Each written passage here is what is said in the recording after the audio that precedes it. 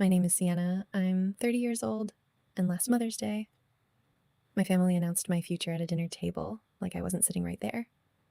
My dad pointed at me across the potatoes and the pink peonies I'd spent 2 hours baking a cake for. And he said 4 words. You're moving in to help. Not a question, not a conversation, a fact. Already decided. Passed like the salt. My sister laughed. She was glowing, 12 weeks pregnant, third baby, and said the thing I will never unhear. You have nothing going on anyway. We're fixing your life. 15 people at that table. Not one of them flinched. So I folded my napkin, set it on the table, picked up my purse, and walked out the front door. Without a single word. The next morning at 7:15 a.m., a police officer knocked on my door. I need to take you back to understand what kind of family does something like that and why it took me 30 years to stop letting them. I grew up in Fort Wayne, Indiana, 3-bedroom ranch house, east side. My dad Gerald was an electrician for 28 years. My mom Donna ran that household like a small government. Everyone had a role, everyone had a job, and she decided what those were. My older sister Meredith was the blueprint, married at 26, first kid at 28, second at 31, lives 10 minutes from my parents, brings the grandkids over every Sunday like clockwork. In my mother's eyes, Meredith is the finished product. Then there's me. I graduated with an accounting degree, moved 25 minutes away, got a job at a small auditing firm, drive a 9-year-old Civic, eat dinner alone most nights, and I'm 5 months into studying for my CPA exam, the credential that could change my entire career trajectory. But none of that registers. Every holiday, same script. So, are you seeing anyone? Still working from home, must be nice having all that free time. The questions come wrapped in smiles. The message underneath is always the same, you're behind, and the thing my parents never let me forget. They helped pay for part of my college. $12,000 8 years ago. My mother brings it up at least once a month, sometimes twice. I gave you $12,000 so you could have a career, she'll say, scanning my apartment like it personally offended her. $12,000, the price tag on my obedience. I showed up at 4 p.m. sharp. Pink peonies, lemon pound cake I'd baked that morning. 2 hours on it. Got the glaze just right. My mom took the flowers, glanced at them, set them on the counter next to a stack of mail, and turned toward the front door because Meredith's minivan had just pulled into the driveway. There she is, my mother called, arms already open. At the table, I got the seat at the end. Wedged between a high chair and the wall, my dad sat at the head. Meredith was next to my mother, right in the center of everything. Conversation flowed around me like a river around a rock. Meredith talked about Sophie's art show. Todd mentioned a fishing trip. My dad asked about the Pacers. Someone finally turned to me. You doing all right? Yeah, Dad, I'm good. Good. Back to the potatoes. 1 question, 5 words. That was my share of the table that night. Then Meredith tapped her spoon on her water glass. The room went quiet. We have an announcement. She pressed her palm flat on her stomach. Baby number 3, 12 weeks. My mother's hand flew to her mouth, and she shot out of her chair so fast the glasses rattled. Oh my God, Meredith, this is everything I wanted. Everything. She was crying. Actually, crying. My dad leaned back in his chair with the satisfied look of a man watching his retirement plan pay out. The kids didn't understand what was happening. Jack banged his spoon. Sophie asked if she could have more bread. And then my dad turned to me. You're moving in to help. No softening, no question. The way you'd tell someone to pass the salt. What? Meredith leaned forward, still glowing. Todd's been swamped at work. I'll need help with the older 2 when the baby comes. You work from home. You have the time. Then, with a laugh like it was a joke, like it was generous. You have nothing going on anyway. We're fixing your life. I looked at my mother. She was wiping her eyes, beaming at Meredith, barely registering that I existed. I looked at my father. He'd already moved on to cutting a steak. Nobody asked me. So I picked up my napkin, folded it, set it on the table, stood up, grabbed my purse, walked to the front door. Sienna. My mother's voice. Sharp. I didn't turn around. I drove home with the radio off, just the hum of the engine, just my own breathing, which I was working very hard to keep steady. I locked my apartment door, dropped my purse, sat on the kitchen floor, back against the cabinets, knees up, palms flat on the tile, and watched my phone buzz. 14 texts from my mother. I scrolled through them and watched the pattern unfold. Every time, the same escalation. First, the plea. See, come back. We can talk. Then the guilt. You just ruined Mother's Day. I hope you're proud of yourself. Then fake concern. I'm very worried about you. Walking out like that isn't normal. You're scaring me. 3 missed calls from Meredith. No voicemail. She never leaves voicemails. She just expects you to call back. I turned my phone off and went to bed at 8:30 on Mother's Day. The kind of sleep that comes when your body knows tomorrow is going to be worse. At 7:15 the next morning, my phone rang. Unknown number. Something in my gut said, pick up. Good morning, ma'am. This is Officer Kowalski with the Fort Wayne Police Department. We received a call expressing concern about your well-being. Would you be willing to let me come by and check in? I sat on the edge of my bed. Something cold settled in my stomach. Yes, I said. Come by. Officer Kowalski was polite, mid-40s, calm eyes. He stood at my door in full uniform and spoke like someone who had done this 100 times. Ma'am, we received a call from a family member stating that you left a gathering abruptly and may be experiencing a mental health crisis. They expressed concern that you could be a danger to yourself. I let him in. He looked around. Dishes drying on the rack. Laptop on the kitchen table. CPA study guide open next to a coffee mug. The apartment of someone who was functioning, not someone unraveling. Can I ask what happened last night? He said. My family announced a plan for my life without asking me. I disagreed. So I left. He wrote something on his clipboard. Then he looked up. That sounds like a reasonable response to me. We talked for about 10 minutes. Was I sleeping? Eating? Had I thought about hurting myself? No. No. Absolutely not. When he stood to leave, he paused at the door. Ma'am, I want you to know, you seem perfectly fine. I'll note that in my report. He lowered his voice slightly. One more thing. If someone files repeated welfare checks that turn out to be unfounded, there can be legal consequences for the caller. Filing a false report is a misdemeanor in Indiana. I nodded slowly. I can't tell you who made the call, but it came from a family member. He didn't need to tell me. I already knew. I closed the door and leaned against it. My mother had actually called the police. Not because she was worried, because I hadn't answered her texts, because I'd walked out instead of falling in line.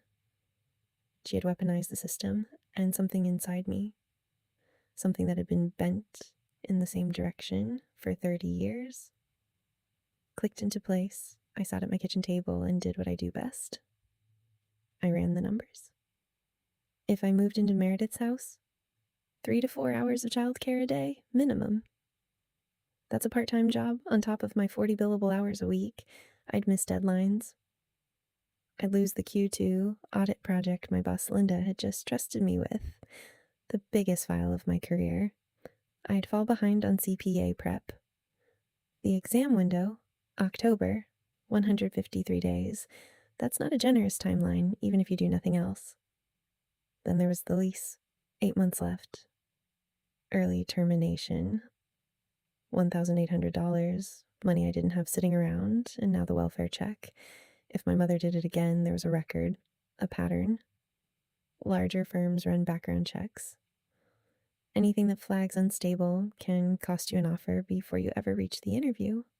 I opened a notepad and started a list, not of things I was willing to sacrifice, of things I refused to lose: my job, my CPA exam, my apartment, my reputation. 4 things, non-negotiable. 3 months earlier, I made the mistake of watching Meredith's kids for a week while Todd traveled. I fell behind on a deliverable. My boss Linda pulled me aside. "Sienna, I went to bat for you on this project. This can't happen again." I had promised myself then, never again. And here was my family, not asking me, telling me to give up everything I'd built so they could save on childcare. I closed the laptop. I wasn't ready to talk to them yet, but I was done running the math on someone else's plan for my life. On Monday, I turned my phone back on. 27 new messages. My mother's text had evolved overnight. The fake concern was gone. Now it was pure offense. "The police said you're fine. So why aren't you answering me? I raised you. I fed you. I paid for your school. Your sister is pregnant, Sienna. Stop being selfish." Meredith's texts were shorter, clipped. "Seriously, grow up. We told the kids Aunt Sienna is coming to stay. Don't embarrass us." Then Gerald called. "You made your mother cry all night. You'll be at the house Sunday. The whole family's coming." End of discussion. I waited for the part where he'd ask about the police showing up at my apartment. The part where he'd say, "Are you okay? We heard what your mother did." It never came. Not one of them. Not Donna. Not Meredith. Not Gerald. Asked how I felt. About a uniformed officer knocking on my door at 7 a.m. because my mother told them I might hurt myself. They didn't care. They just wanted me back in the chair. "I'll be there," I said. He hung up without saying goodbye. I sat with the phone in my lap. Then I opened my notepad, the one with the 4 things I refused to lose, and added a 5th line: my dignity. Wednesday night on a hunch, I called Aunt Patricia. Patricia is my dad's younger sister. She lives alone, teaches high school biology, keeps the quietest distance from this family of anyone I know. I always wondered why. "Aunt Pat, are you going to Dad's on Sunday? I need someone there who isn't them." She went quiet. "What happened?" I told her everything: the announcement, the assignment, the welfare check, Donna's threats. When I finished, Patricia said nothing for a long time. I could hear her TV in the background, muffled. Then she spoke, and her voice had something in it I'd never heard before, something old and heavy. "They did this to me 30 years ago, when Gerald and Donna had Meredith. I went still. I was 26, single, working nights as a nurse. They told me to move in and help. I did. I gave up my apartment. I put my whole life on hold for 3 years. What happened when you left? Nobody thanked me. Nobody even noticed." She cleared her throat. "I'll be there Sunday, honey. I should have done this a long time ago." I found out later what Donna and Meredith had been doing while I prepared. Donna called every family member coming Sunday, laid the groundwork. "Sienna's been going through a rough patch. She's isolating. She walked out of Mother's Day dinner without a word. We're all a little worried about her. Just be gentle. She's fragile right now." Fragile. She was pre-framing me before I even walked through the door. If I showed up calm, brave face. If I showed emotion. Proving them right. She'd built a box I couldn't climb out of, or so she thought. Meredith went a different route. She texted 5 relatives directly. "Sienna has been really weird about my pregnancy. I think she's jealous. Can you please not bring up the baby stuff around her? I don't want any drama." One of those 5 relatives was my cousin Rachel. Rachel is 28, Patricia's daughter. We're not best friends, but we've always been honest with each other. Friday morning, she sent me a screenshot. 3 words. "Thought you should know." I read it twice. Jealous. My sister told our family I was jealous of her pregnancy. I wasn't jealous. I was being dismantled, slowly, deliberately, and now they were assaulting the ground before I could even plant my flag. I folded the paper with my 3 facts, slipped it into my jacket pocket, texted Rachel back, "Thank you. I'll handle it." Sunday, 12:45 p.m. I pulled into the driveway. The backyard looked like a magazine shoot for a family that had its life together. 2 folding tables end to end, plastic chairs, checkered tablecloth, potato salad, coleslaw, rolls still warm from the oven, 15 people.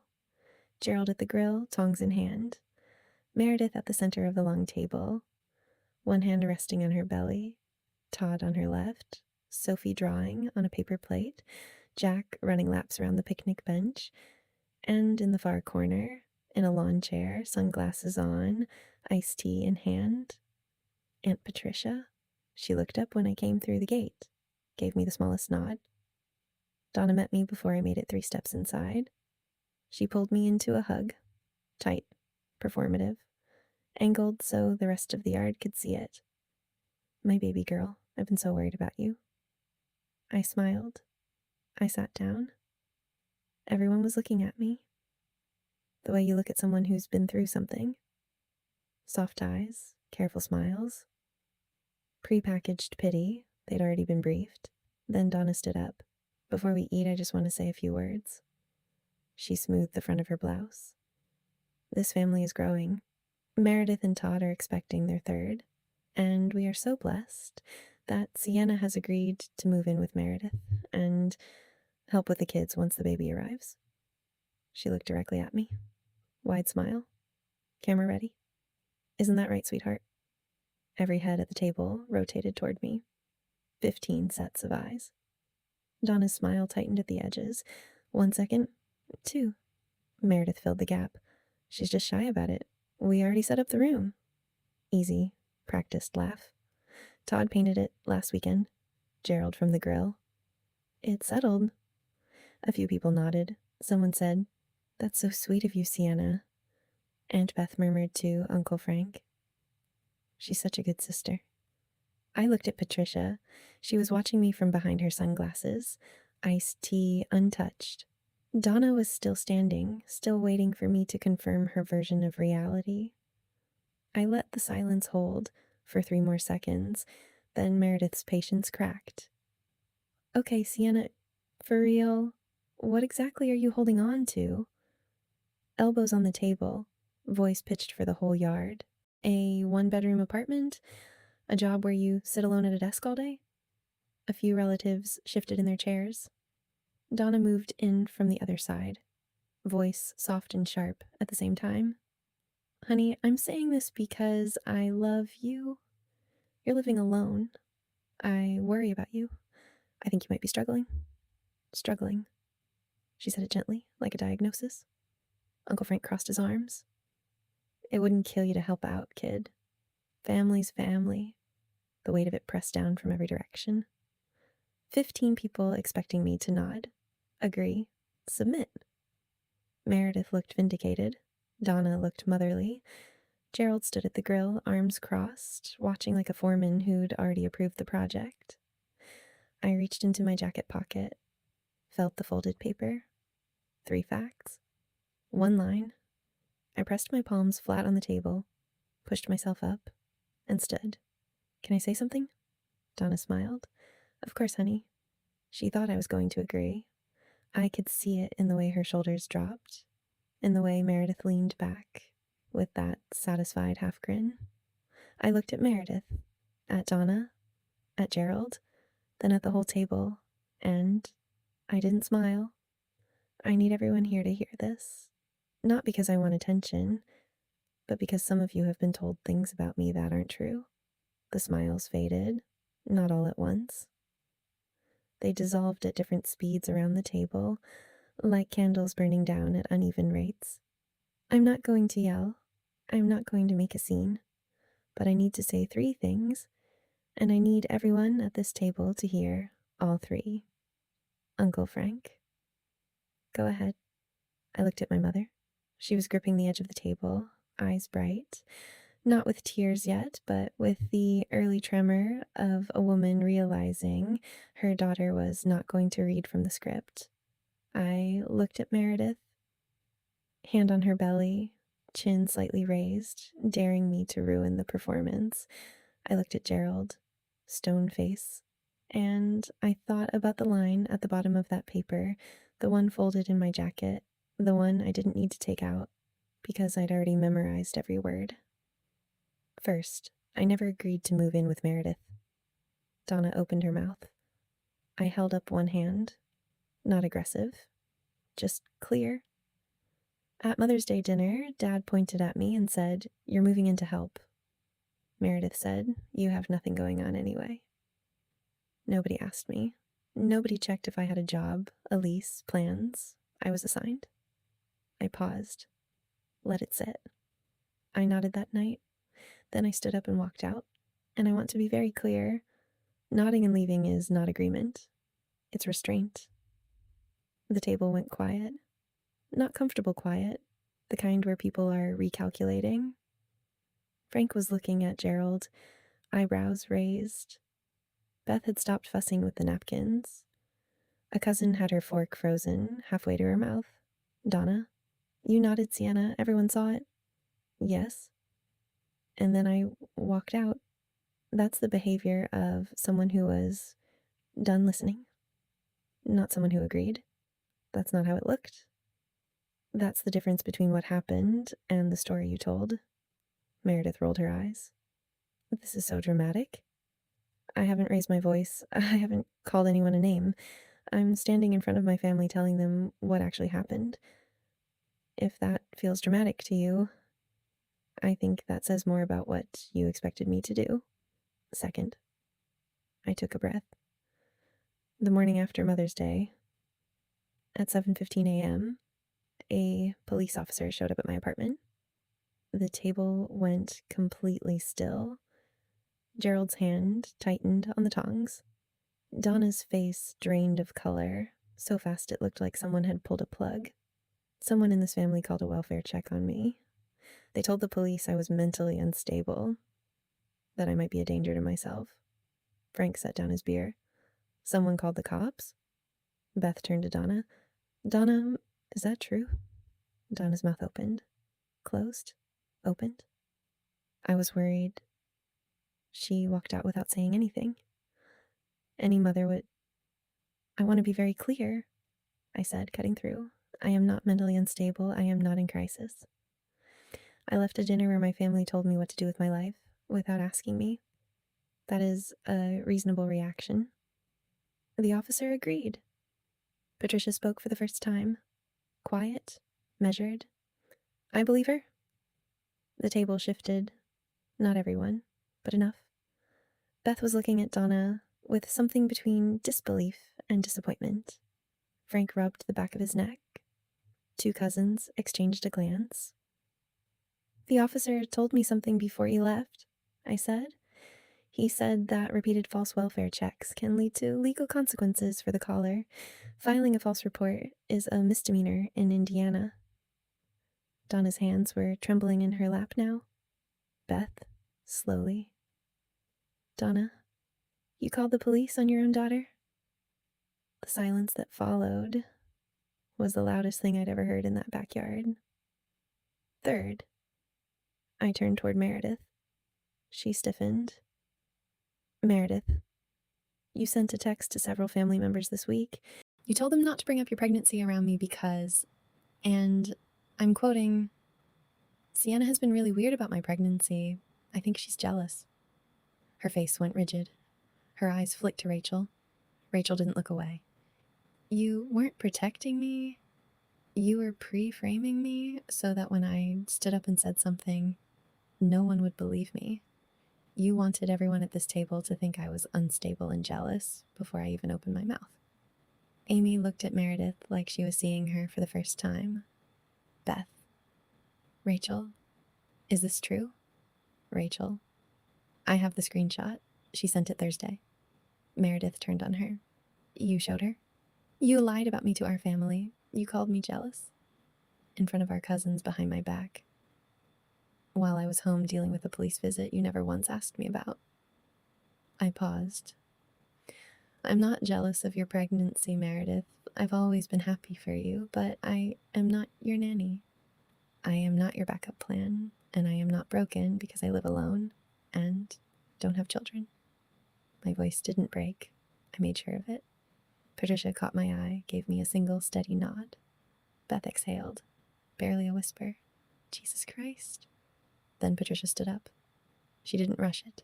She set her iced tea down, pressed both palms flat on the table, and rose, like a woman who had been rehearsing this moment for 30 years. I need to say something, and I should have said it a long time ago. Gerald. Pat. This isn't the time. It's exactly the time, Gerald. The table froze. Patricia never raised her voice. She barely spoke at family gatherings at all. 30 years ago, when you and Donna had Meredith, this family did the same thing to me. I was 26, single, working nights at the hospital. You told me to move in and help, and I did. She swallowed. I gave up my apartment. I put off my nursing certification. I spent 3 years changing diapers and cooking meals and doing laundry because everyone agreed that since I didn't have children of my own, my time didn't matter. Beth turned to Frank. His eyes were wide. And when I finally moved out, nobody thanked me.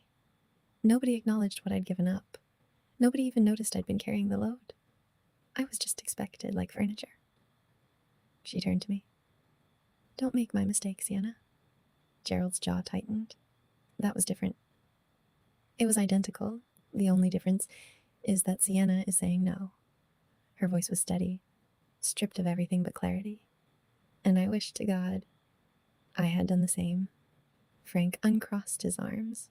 2 cousins whispered. The room no longer belonged to Donna and Gerald. It belonged to the truth. Donna stood up crying, the loud kind, designed to fill a room.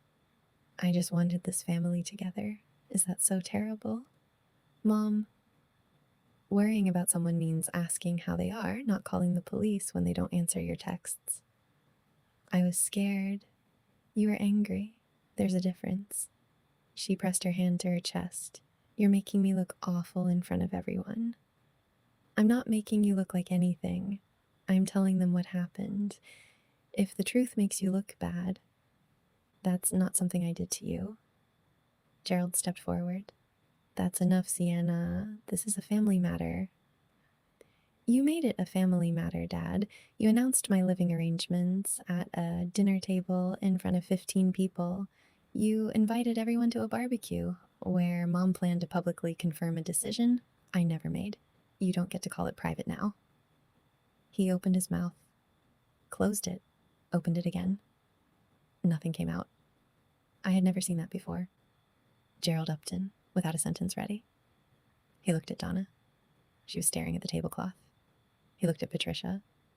She stared back, unblinking, for the first time in my life. My father had nothing to say. Then Meredith dropped the mask. Fine. You want the truth? You want everyone at this table to hear the actual truth? She stood up, hands flat on the table, voice sharp enough to cut glass. Todd got his hours cut. Daycare for 3 kids is $3,900 a month. We can't afford it. That's why we need you. The number hung in the air. $3,900. Frank let out a low whistle. And I'm sorry about that. I genuinely am. But the answer to your financial problem is not to take my career away so you can save on childcare. You work from home. You have free time. I work 40 hours a week. I'm studying for a professional certification. I manage audit accounts. I don't have free time. I have a life you've never bothered to understand. Then Todd, who had been silent this entire time, put his hand on Meredith's arm. She's right. Meredith turned on him so fast I thought the chair might tip. Don't you dare. I told you we should have asked. His voice was quiet, almost apologetic. I said from the beginning, this should have been a conversation, not a plan. We made her feel like she had no choice. That's not okay. Meredith's mouth was open. The woman who always had a redirect, a spin, a sharper line, was staring at her husband like he'd pulled the rug out from under the entire stage. When the whispers died down, I spoke. I want to be clear about what I'm willing to do and what I'm not. I looked at the table. Every face. One at a time. I will babysit once a month if I'm asked ahead of time and it doesn't conflict with work. That is the help I'm offering. Donna opened her mouth. I will not move in with Meredith. I will not give up my apartment. I will not stop studying for my CPA exam. I will not sacrifice my job because someone in this family decided my time isn't valuable. I took a breath. And if anyone calls the police on me again with a false report, I will file a formal complaint. Not because I want to hurt anyone, because I need it to stop. Donna, are you threatening me? No, I'm telling you where the line is. Gerald was staring at the grass between his shoes, arms at his sides, tongs on the grill. He looked like a man who had just realized the foundation he'd been standing on was made of sand. Rachel reached under the table and squeezed my hand, just once. Quick. Then let go. I looked at my mother. I love you, Mom. But love doesn't mean I have to say yes to everything. I looked at my dad. I respect you, Dad, but respect goes both ways. I looked at Meredith. I love your kids. I love you. But I'm not your solution. Nobody objected. Nobody argued. For the first time in 30 years, my family heard me and had nothing to say back. I crouched down next to Sophie. She was drawing a butterfly on a paper plate. That's a beautiful butterfly, sweetheart. She looked up. Aunt Sienna, are you coming to live with us? I smoothed her hair. No, honey, but I'll come visit, I promise. She nodded like that was a perfectly acceptable answer and went back to her drawing. Kids are better at accepting boundaries than adults are. Funny how that works. Patricia met me at the car. She didn't say anything at first, just pulled me into a hug, tight and steady. You did good, kid. I'm shaking. I know. That's how you know it mattered. I got in the car, rolled the windows down, let the warm air fill the space, drove home with my hand steady on the wheel and the radio off. Just me, just the road, just the sound of someone finally choosing herself. The first week after Sunday, the quietest my phone had been in years. Donna didn't call. Gerald didn't call. Meredith blocked me on everything. Instagram, Facebook, even Venmo. The kind of silence that's supposed to punish you. It felt like the first real breath I'd taken in a month. Patricia called every evening. How was your day? Did you eat something real? I'm proud of you. Rachel texted almost daily. Uncle Frank called Thursday. I want you to know... I didn't know about the police thing. That wasn't right. Not a full endorsement, but a crack in the wall. Meanwhile, Meredith and Todd had to figure it out. That's the part nobody wants to hear, but it's the part that matters. When the free option walks away, you deal with the real cost. Todd picked up extra shifts, went from 32 hours to 44 at the distribution center. Meredith applied for Indiana's Child Care Development Fund, the state subsidy program for families under a certain income threshold. With Todd's reduced hours, they qualified. It covered about 60% of the monthly cost. And Donna, for the first time in years, she started watching Sophie and Jack 2 afternoons a week. Not because anyone asked her to, because she had to. The free labor she'd tried to outsource to me had landed on her own calendar. She called Aunt Beth after the first week. I forgot how exhausting this is. Beth told me later she didn't laugh. She wanted to. 3 weeks after Sunday, Gerald called. I almost let it ring through. But something, not guilt, not obligation, maybe just a daughter's stubborn hope, made me pick up. Hey, Dad. Long silence. Baseball game in the background.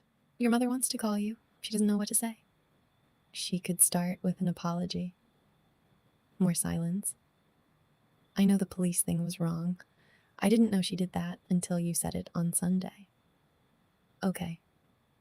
She shouldn't have done it. No, she shouldn't. A different kind of pause. Heavier. Like he was pushing something uphill that had been sitting in the same spot for 61 years. What you said about me, about not asking, I've been thinking about that. I'm used to deciding things for the family. That's how I've always done it. I know. Pat said some things to me this week about what happened to her. I didn't see it that way before. What way do you see it now? A long exhale. I see that I made you feel like you didn't have a choice, and that wasn't right. I sat with that for a moment. It wasn't done an apology. He hadn't said I'm sorry. He'd said it wasn't right, which is the closest a man like Gerald Upton gets to admitting fault. That's not an apology, Dad, but it's something. Yeah, he said quietly. I know. 1 month after Sunday, 9 a.m., my phone buzzed. Donna, not a call, a text. I shouldn't have called the police, I know that now. 11 words. No, I'm sorry. No, please forgive me. No 5-paragraph explanation of why she was actually justified. Just the admission. Raw. Short. Probably the hardest 11 words Donna Upton had ever typed. I set the phone down, poured a cup of coffee, took a sip, then I picked it up and typed back. Thank you for saying that. 3 dots appeared, disappeared, appeared again. Would you want to come to dinner Saturday? Just me and your father? Nobody else. Part of me, the part trained since childhood to smooth things over, wanted to say yes immediately. But that wasn't how this worked anymore. Okay, but I'm bringing dessert, and I'm leaving by 9. 1 word back. Okay, no argument, no conditions. I stared at that single okay on my screen for a long time. It was the most honest thing my mother had said to me in years, not the admission about the police. That was the bare minimum, but the okay. The acceptance of a boundary without resistance, without guilt, without a 5-paragraph essay about everything she'd sacrificed. That was new. It wasn't forgiveness. We weren't there yet. Maybe we'd never fully get there. But it was a door, cracked open, just enough to let a little light through. It's October now. The maple outside my kitchen window has started to turn, gold at the edges, still green in the center. I'm sitting at my table. Laptop open. CPA prep binder on the left, Hollowell follow-up notes on the right, coffee going cold next to my elbow. 3 months ago, I submitted my CPA exam application 2 weeks ahead of the deadline. Linda reviewed my Hollowell file that same week. Called me from her car on the way to a client meeting. Best work I've seen from you, Sienna. I mean it. She wrote me a recommendation letter, 2 paragraphs, professional, specific, the kind that opens doors at larger firms, the kind I'd been working toward for years. My phone buzzes. Patricia. Proud of you, kid. Go crush that exam. I smile, send back a heart emoji. She sends one back. That's our whole thing now. Short, warm, consistent. The kind of relationship I didn't know I was missing. A minute later, another buzz, Meredith's name. I haven't seen it on my screen in weeks. Baby's due in 6 weeks. Would you want to come to the shower? No pressure. I stare at it. No pressure. 2 words she's never used with me before. I don't know if it's a genuine olive branch or just another strategic move. I don't know if she's changed or if she's simply run out of other options. But I know this. I'm strong enough now to walk into that room on my own terms, to say yes and mean it, or to say no and mean that too. I type back, send me the date. Then I close the message, take a sip of my cold coffee, open my prep book to chapter 14. Outside, the wind picks up. The maple leaves rattle. Somewhere down the street, a kid is riding a bike. I can hear the faint click of training wheels on pavement. I pour a fresh cup of coffee, find my place in the chapter, and get back to building my life on my terms. Here's what I learned. Your family will tell you. They know what's best for you. Sometimes they're right, but sometimes what's best for you is just their way of saying what's most convenient for us. Setting a boundary didn't fix everything. My mother still slips sometimes. My sister still resents me. My father is trying, in a slow, stubborn way, to learn a language he was never taught. But here's the thing about boundaries: they're not walls, they're doors. You decide when they open, you decide when they close, you decide who walks through and under what terms, and you don't owe anyone an explanation for keeping them locked when you need to. If you're in the middle of your inversion of this story, you're not selfish for saying no. You're not ungrateful for wanting your own life. And you are not broken because the people who raised you can't see past their own blueprint. You're just awake, and that's enough. If you had to choose between keeping the peace and keeping yourself, which one would you pick? Drop your answer in the comments, and if this story meant something to you, share it with someone who needs to hear it. I'll see you in the next one.